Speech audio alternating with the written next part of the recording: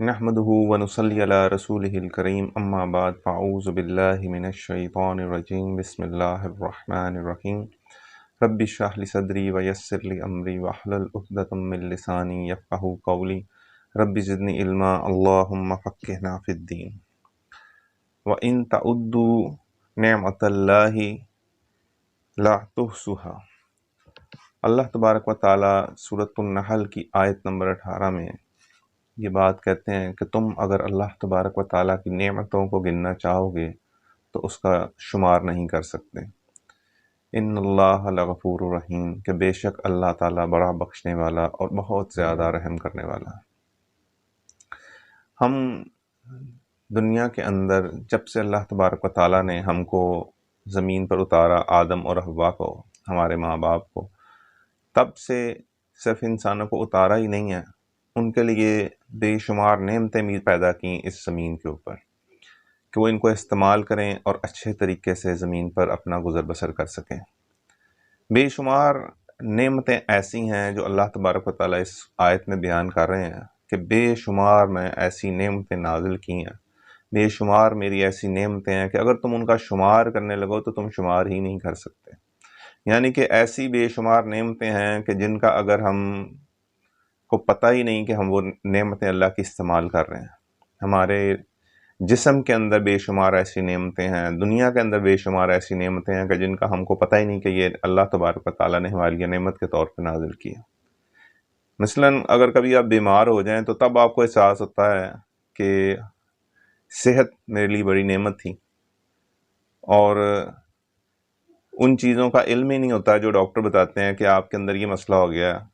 مثلاً اگر کسی کے اندر پوٹاشیم کم ہو جائے تب جا کے اسے پتہ چلتا ہے ہو ڈاکٹر صاحب نے بتایا کہ کیلشیم کی کمی ہے، پوٹاشیم کی کمی ہے، یا کوئی سوڈیم کی کمی ہو گئی ہے، تو یہ تو نعمت تھی اللہ کی۔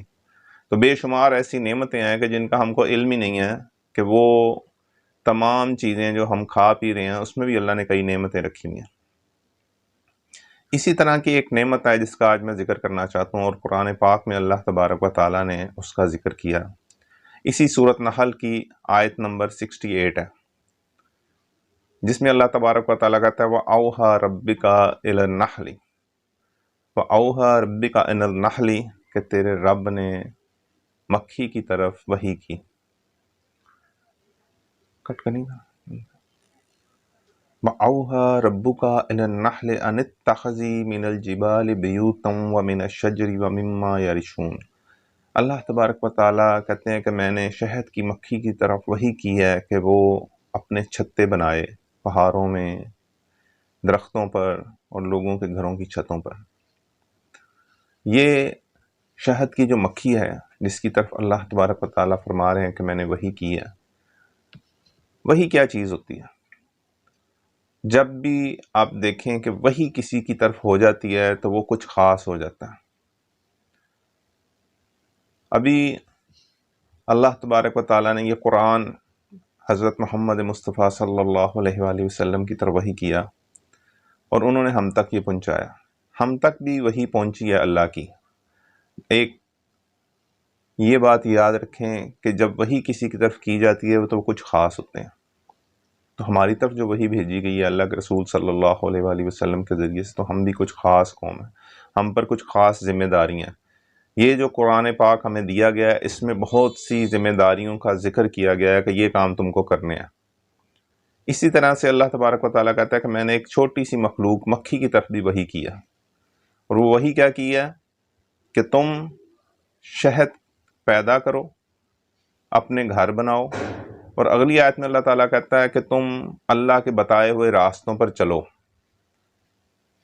اب یہ جو چھوٹی سی مکھی ہے یہ کتنی بڑی نعمت ہے ہمارے لیے، ہمیں یہ دیکھنا ہے۔ اور اس کی طرف جب وحی کی جاتی ہے تو یہ کتنا کام کر رہی ہے، کیا جتنا کام یہ کر رہی ہے اس کے مقابلے پہ انسان کی طرف جو وحی کی گئی ہے یہ اتنا کام کر رہا ہے؟ آج آپ لوگوں کو یہی دیکھنا ہے کہ جو وحی اللہ تبارک و تعالیٰ نے ہماری طرف بھیجی ہے ہم اس پر کتنا عمل درآمد کر رہے ہیں، اور ایک مکھی کی طرف جب اللہ تبارک و تعالیٰ نے وحی کی تو وہ کتنا کام کر رہی ہے۔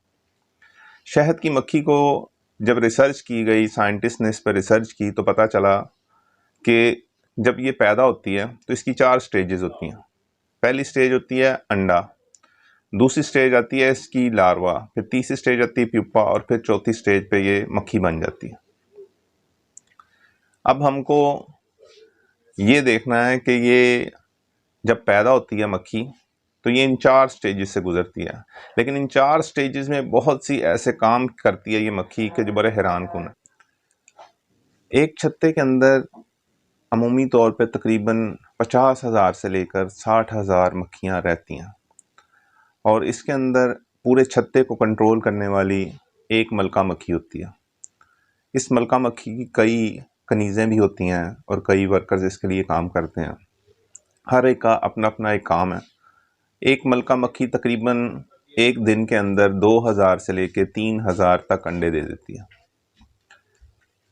اب یہ ساری مکھیاں اتنی جاں فشانی سے کام کرتی ہیں، سخت محنت کرتی ہیں کہ کچھ ہی دن کی ان کی عمر ہوتی ہے، لیکن اپنے اس ٹائم کے اندر سخت محنت سے جو ان کو احکامات ملے ہیں اللہ رب العالمین کی طرف سے وحی کی گئے ہیں، ان کو تندہی سے انجام دے رہی ہوتی ہیں۔ اب ہم کو یہ دیکھنا ہے کہ جب یہ انڈے دیتی ہے ملکہ مکھی، تو اس کے اندر 3 قسم کی مکھیاں پائی جاتی ہیں ان کے چھتے کے اندر۔ ایک ملکہ مکھی ہوتی ہے، ایک ورکرز مکھی ہوتی ہیں، اور ایک ڈرونز ہوتے ہیں۔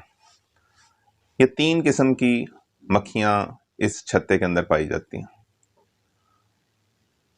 ملکہ مکھی کیسے بنتی ہے، ورکرز مکھیاں کیسے بنتی ہیں، اور ڈرونز کیسے بن جاتے ہیں۔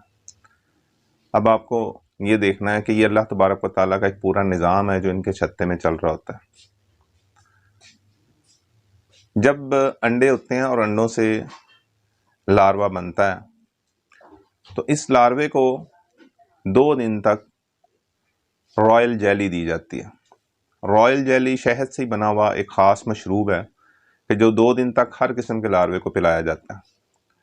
2 دن کے بعد ان کی خوراک چینج کر دی جاتی ہے۔ جن کو انہوں نے ملکہ بنانا ہوتا ہے، ملکہ مکھی بنانا ہوتا ہے، ان کو یہ الگ خانوں میں رکھتے ہیں، اور جس کو انہوں نے ورکرز بنانا ہوتا ہے ان کے کھانے الگ ہوتے ہیں، اور جن کو انہوں نے ڈرونز بنانا ہوتا ہے اس کے کھانے بھی الگ ہوتے ہیں۔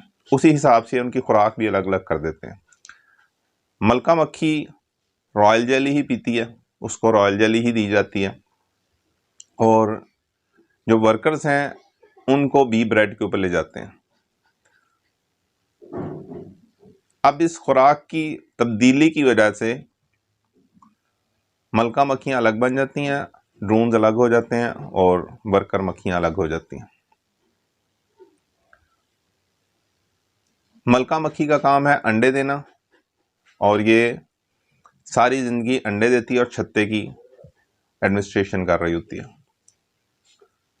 جو ڈرونز ہیں ان کا کام ہوتا ہے کہ علاقے کے اندر سرچ کرنا کہ کہاں پر پھلوں کا رس، پھولوں کا رس ہمیں مل سکتا ہے، اور یہ سارے علاقے میں سرچ کرتے رہتے ہیں، اپنے ارد گرد کے ایریاز کے اندر یہ پھرتے رہتے ہیں، اور واپس آ کر چھتے کے اندر اس بات کی اطلاع دیتے ہیں کہ کتنے فاصلے پر کہاں پر ہم کو پھولوں کا رس یا پھلوں کا رس مل سکتا ہے۔ اب اس میں ایک اہم چیز یہ ہے کہ یہ بتاتے کیسے ہیں اپنے چھتے میں آ کر، تو یہ ایک سرکل کے اندر موومنٹ کرتے ہیں، سرکل کے اندر چلتے ہیں، اور جس رخ پر سورج کے رخ پر اگر انہوں نے جانا ہو تو پھر سٹریٹ سورج کے رخ پر چلیں گے، اور اگر مخالف سمت میں جانا ہو، جس ڈگری پہ جانا ہو اس ڈگری کے اوپر یہ چلتے ہیں۔ اور اگر یہ زگ زیگ کر کے چلیں تو اس کا مطلب ہوتا ہے کہ فاصلہ زیادہ ہے۔ تو یہ ایک طریقہ کار ہے، ایک کوڈ ورڈ ہے ان کے چال کے اندر بھی کہ یہ آ کر چھتے کے اندر اپنی مکھیوں کو کیسے بتاتے ہیں۔ اس کے بعد ورکرز مکھیاں وہاں سے اڑتی ہیں اور وہ اس مقام پر پہنچتی ہیں جہاں پر ڈرونز نے ان کو بتایا ہوتا ہے، اور وہاں پہ جا کر یہ پھلوں کا رس چوستی ہیں۔ پھلوں کا رس چوس کر یہ اس فاصلے سے لے کر چھتے تک مکھیاں جگہ جگہ پر کھڑی رہتی ہیں۔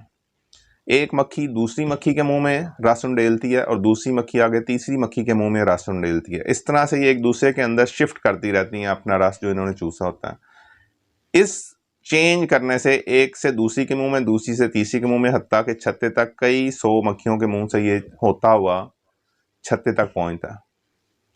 یہ جب ایک سے دوسری کے منہ میں رس ڈالتی ہیں اور دوسری تیسری چوتھی کے منہ میں، تو یہ ایک پروسیس بھی ہے رس کا. یہ آہستہ آہستہ جو رس ہے پھلوں کا، یہ آہستہ آہستہ گاڑھا ہونا شروع ہو جاتا ہے اور ہوتے ہوتے یہ چھتے تک پہنچ جاتا ہے. شہد کی مکھی کی ایک کوالٹی یہ ہے کہ کبھی بھی یہ کسی گندگی پر نہیں بیٹھتی. کسی گندی چیز کے اوپر بیٹھ کے اس کا رس نہیں چوسے گی، کسی زہریلی چیز پر بیٹھ کے اس کا رس نہیں چوسے گی. یہ ہمیشہ صاف ستھری چیزوں پر بیٹھے گی، پھولوں پہ یا پھلوں پہ، اور یہ خالص شہد ہی لے کر آئے گی. لیکن اس کے باوجود جب یہ چھتے پر پہنچتی ہے تو وہاں پر کوالٹی کنٹرول والے ورکرز کھڑے ہوتے ہیں. وہ کوالٹی کنٹرول ورکرز سب سے پہلے اس کا وہ رس چیک کرتے ہیں جو اس کے منہ میں ہے. اگر ان کو ذرا سا بھی شک شبہ ہو کہ اس کے اندر کچھ خرابی ہے تو وہ اس مکھی کو کہتے ہیں کہ اس کو باہر پھینکا. وہ مکھی وہ رس کو باہر انڈیل دیتی ہے. لیکن اگر پھر بھی وہ مکھی مصر ہو کہ نہیں میں نے چھتے کے اندر داخل ہونا ہے، تو پھر وہ ورکرز اس کے پر توڑ کر اس کو نیچے پھینک دیتے ہیں. یہ خاص کوالٹی کنٹرول کا نظام بنایا گیا. اب جب یہ کسی کو اجازت دیتے ہیں چھتے میں داخل ہونے کی کہ وہ چھتے میں داخل ہو سکتی ہے، تو پہلے اس کو ایک ایسی جگہ کے اوپر پاؤں رکھنے ہوتے ہیں جو ہائیلی اینٹی سیپٹک ہوتی ہے. یہ اس پر پاؤں رکھتی ہے جس سے اس کے پاؤں پہ لگا ہوا اگر کوئی زہریلا مادہ ہے تو وہ بھی صاف ہو جاتا ہے، وہ بھی ختم ہو جاتا ہے، اور پھر یہ چھتے کے اندر داخل ہو جاتی ہے اور پھر ایک اپنے مخصوص خانے میں جاتی ہے جہاں پر اس کو بتایا جاتا ہے کہ اس نے اپنا رس وہاں پہ انڈیلنا ہے اور یہ وہیں پہ رس ڈالتی ہے. اس طرح سے یہ رس اکٹھا کرنا شروع کرتی ہیں اور پھر وہاں پر موجود مکھیاں جن کی ڈیوٹی ہوتی ہے کہ اس رس کو گاڑھا کیا جائے، تو وہ اپنے پروں سے مسلسل اس کو ہوا دیتی رہتی ہیں، جس کی وجہ سے یہ رس آہستہ آہستہ گاڑھا ہونا شروع ہو جاتا ہے. اب آپ ایک چیز نوٹ کریں کہ یہ جو شہد ہے جو یہ بنا رہی ہوتی ہیں، یہ بنا کہاں پہ رہی ہوتی ہیں؟ یہ کوئی فیکٹری نہیں لگی ہوئی، یہ کوئی ہائیلی کورڈ ایریا نہیں ہے جہاں پر بہترین مشروب تیار کیا جا رہا، جہاں پر کسی کو آنے جانے کی اجازت نہیں، جہاں پر ہوا کا دخل نہیں، جہاں پر ایئر کنڈیشننگ نظام چل رہا نہیں. یہ ایک درخت پر کسی پہاڑ کی کھو میں لوگوں کی چھتوں تک کے اوپر یہ اپنے چھتیں بنا لیتی ہیں. لیکن اس کے باوجود یہ جو کوالٹی شہد تیار کرتی ہیں، جو مشروب تیار کرتی ہیں، وہ ہائی لیول کوالٹی مشروب ہوتا ہے، خالص مشروب ہوتا ہے. اسے کسی قسم کی کوئی بے ایمانی نہیں ہوتی، کسی قسم کی کوئی ملاوٹ نہیں ہوتی.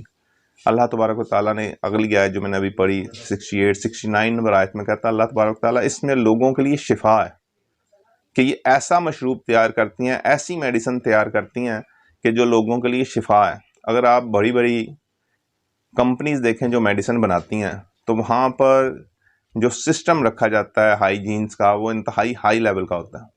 کپڑے چینج کر کے اندر جانا پڑتا ہے، گرد و غبار سے اس کو بچایا جاتا ہے، صفائی کا بہترین انتظام رکھا جاتا ہے، ایئر کنڈیشننگ نظام بہترین رکھا جاتا ہے، ہر قسم کے انتظامات کو بہترین رکھا جاتا ہے، تب جا کے ان کی کمپنی کے اندر کوالٹی بہتر ہوتی ہے. لیکن یہ جو شہد تیار ہو رہا ہے، یہ جو مشروب ٹاپ لیول کی دوائی تیار ہو رہی ہے، ٹاپ لیول کی یہ میڈیسن تیار ہو رہی ہے، ایک درخت کے اوپر ہو رہی ہے اور تیار کرنے والی ایک مکھی ہے. کیوں کہ اس کو تعلیم کس نے دی ہے؟ اب آپ وہی کو سمجھیں. وہی کسے کہتے ہیں؟ وہی کہتے ہیں خفیہ تعلیم کو. اللہ تعالیٰ کہتا ہے وہ اوحا ربک الی النحل کہ میں نے تعلیم دی ہے ایک مکھی کو. تو یہ ہائی لیول کی وہ تعلیم ہے جو اللہ تبارک و تعالیٰ نے اس کو سکھائی ہے. اب یہ نہ ملاوٹ کرتی ہے، نہ بے ایمانی کرتی ہے، نہ اپنے کام میں یہ کسی بھی قسم کی سستی دکھاتی ہے، نہ کام چوری کرتی ہیں. یہ پوری بھرپور محنت، پوری لگن، پوری ایمانداری سے کام کر رہی ہوتی ہیں. اسی وجہ سے ان کا مشروب، ان کی میڈیسن دنیا کی دی بیسٹ میڈیسن مانی گئی. شہد ایسا ایک مشروب ہے، ایک ایسی دوائی ہے، ایک ایسی میڈیسن ہے کہ جو ہزاروں سال تک بھی خراب نہیں ہوتی. مصر کی جب ممیاں کھولی گئیں، جب ان کے احرام کھولے گئے تو ان کے اندر سے جو ممیاں نکلیں ان کے ساتھ بھی شہد کی بوتلیں نکلیں، اور جب سائنٹسٹ نے وہ شہد کو چیک کیا تو وہ بالکل صحیح تھا. تو اس سے پروو ہوا تھا کہ ہزاروں سال سے بھی شہد خراب نہیں ہوتا. تو شہد اتنی خالص اور زبردست چیز ہے. اور یہ کہاں پر تیار کیا جا رہا ہے؟ ایک درخت کے اوپر. کوالٹی کنٹرول والے بہترین کام کر رہے ہیں، بنانے والے بہترین بنا رہے ہیں. تعلیم کس نے دی ہے؟ اللہ تعالیٰ نے. ادھر کسی بھی قسم کا کوئی ایسا نظام نہیں جس کو آپ کے کمپیوٹر لگے ہوئے ہیں. چیکنگ نظام کیا ہے، بنانے والا کیسے کام کر رہا ہے، حاضری سے غیر حاضر نہیں ہوتا، کام چوری تو نہیں کرتا. سب اپنی اپنی جگہ پہ بھرپور محنت کر رہے ہیں. اور اپنے اپنے مطابق بہترین کام کر رہے ہیں. جو جس کی ذمہ داری ہے وہ انتھک محنت سے وہ کر رہا ہے اور دنیا کی دا بیسٹ میڈیسن بنا رہا ہے. اور آج کی سائنس اس بات کو مانتی ہے کہ سینکڑوں بیماریوں کا علاج شہد کے اندر موجود ہے. تو آج آپ یہ دیکھیں کہ یہ جو شہد ہم تک پہنچا رہی ہیں، انتھک محنت کر رہی ہیں، اس میں بہت بڑی نعمت ہے ہمارے لیے کہ بے شمار بیماریوں کا علاج ہے. نمبر 1. نمبر 2 بات جو اس شہد کی مکھی سے ہمیں ملتی ہے، جو اللہ تبارک و تعالیٰ نے اس کو تعلیم دی ہے، جو میں نے بتایا کہ 69 نمبر آیت میں اللہ تعالیٰ نے کہا اللہ کے بتائے ہوئے راستوں پر چلتی رہ. یہ کیا کرتی ہے؟ یہ دنیا کے اندر آئنسٹائن نے یہ بات کہی تھی کہ اگر شہد کی مکھیاں دنیا سے ختم ہو جائیں تو کچھ سالوں کے اندر، 50 یا 100 سال کے اندر، دنیا سے انسانوں کی آبادی بھی ختم ہو جائے گی. کیوں ختم ہو جائے گی؟ وجہ کیا؟ جب سائنسدانوں نے اس سے ریسرچ کی تو پتہ چلا کہ دنیا کے اندر 70% پولونائزیشن کا جو عمل ہے وہ شہد کی مکھی کی وجہ سے. باقی کیڑے مکوڑے بھی کرتے ہیں، لیکن 70% پولونائزیشن کا عمل صرف شہد کی مکھی کر رہی ہے. یہ ایک اتنی بڑی نعمت ہے جس کا انسان کو پتہ ہی نہیں ہے کہ آپ کے بہت سارے دیکھیں، جیسے میل فیمیل کا ملاپ ہوتا ہے تو ہی بچے پیدا ہوتے ہیں، لیکن جو درخت ہوتے ہیں اور وہ پودے ہوتے ہیں وہ اپنی جگہ سے موو نہیں کر سکتے.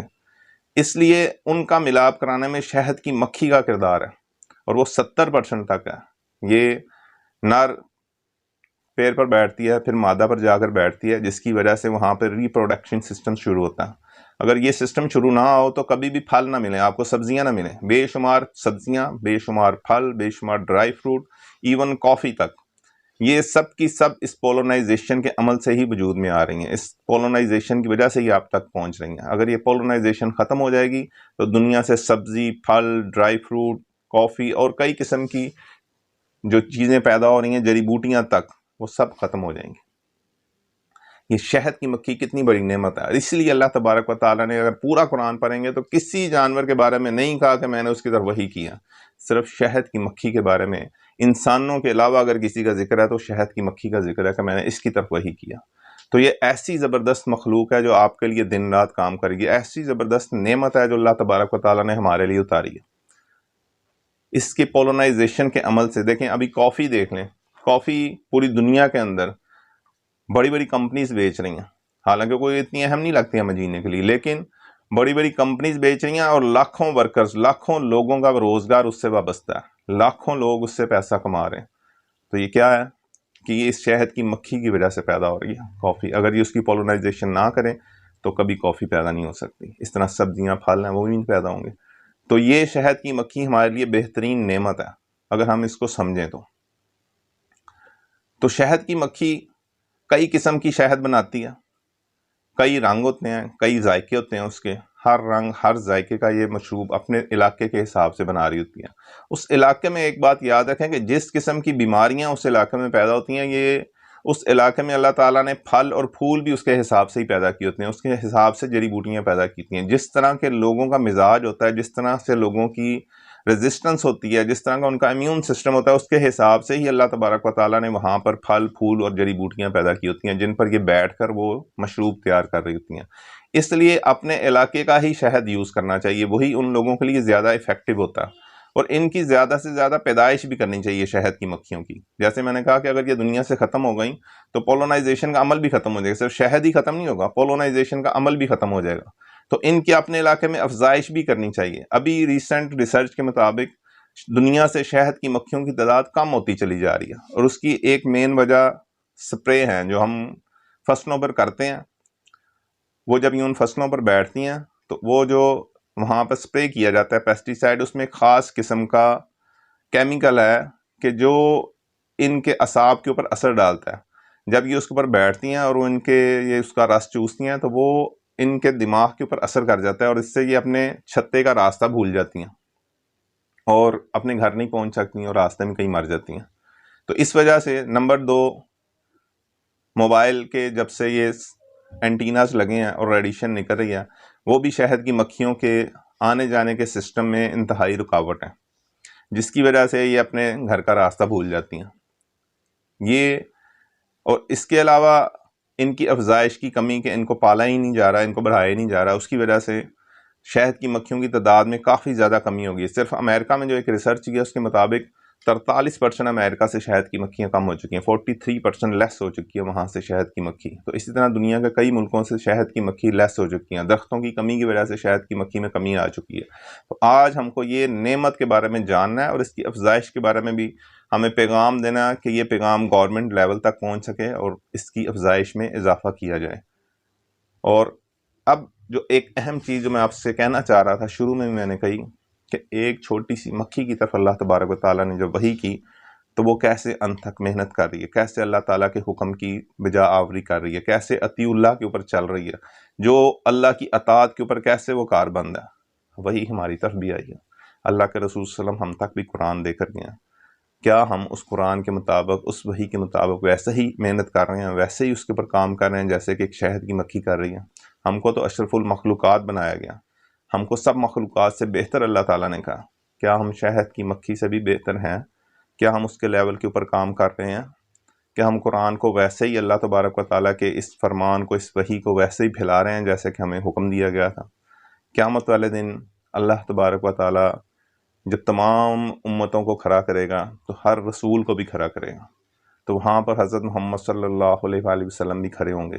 تو اللہ تعالیٰ پوچھے گا آپ سے، آپ بتائیں کہ آپ کی امت کیوں گمراہ ہوئی؟ سورۃ الفرقان میں اللہ تبارک و تعالیٰ نے اس کا ذکر کیا کہ آپ بتائیں کہ آپ کی امت کیوں گمراہ ہوئی؟ تو آپ صلی اللہ علیہ وآلہ وسلم کہیں گے کہ میں ان کو قرآن دے کر آیا تھا، انہوں نے اس کو چھوڑ دیا تھا۔ تو آج ہمارا فرض ہے کہ ہم اس وحی کو اہمیت دیں، اس قرآن کو کچھ اہمیت دیں اپنی زندگیوں میں، اس کو سیکھیں اور لوگوں کو سکھائیں، اس کو جانیں کہ اس میں کیا لکھا ہوا ہے، اس کا مطلب کیا ہے، معنی کیا، مفہوم کیا ہے، اور اس کو پھیلائیں۔ یہ ہماری ذمہ داری ہے۔ وآخر دعوانا ان الحمد للہ رب العالمین وما علینا الا البلاغ المبین۔